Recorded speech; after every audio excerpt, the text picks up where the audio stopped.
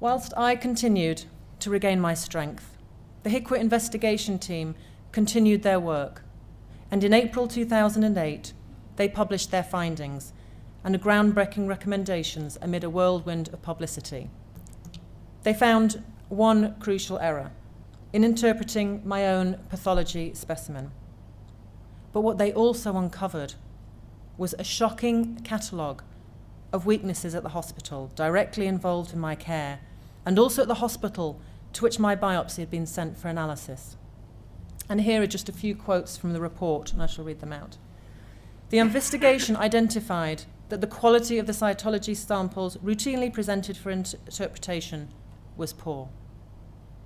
A recurrent message from interviews indicated a lack of clarity about roles, responsibilities, and accountability and leadership within the system. The hospitals were not able to coordinate an investigation and credible explanation of Rebecca O'Malley's misdiagnosis. And I also want to include another extract from the report's conclusion that reads, "It is a salutary lesson to all involved in the pathway of care offered to Rebecca O'Malley that the system did not recognise that an error had been made, that the system did not protect her from a delay in diagnosis and treatment for her breast cancer, and that when she was at her most vulnerable, the system did not respond in a way that recognised that she was the most important person within her pathway of care."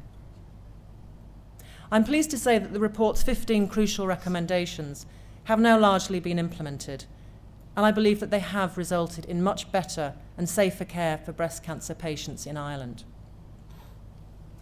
But after the HICWA report was published, I wanted to know what the hospital had made of it and how they were going to change things.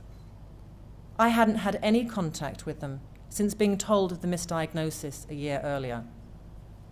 My attempt to arrange a meeting, however, was spectacularly rejected, and boy, did I feel the sting on my cheek.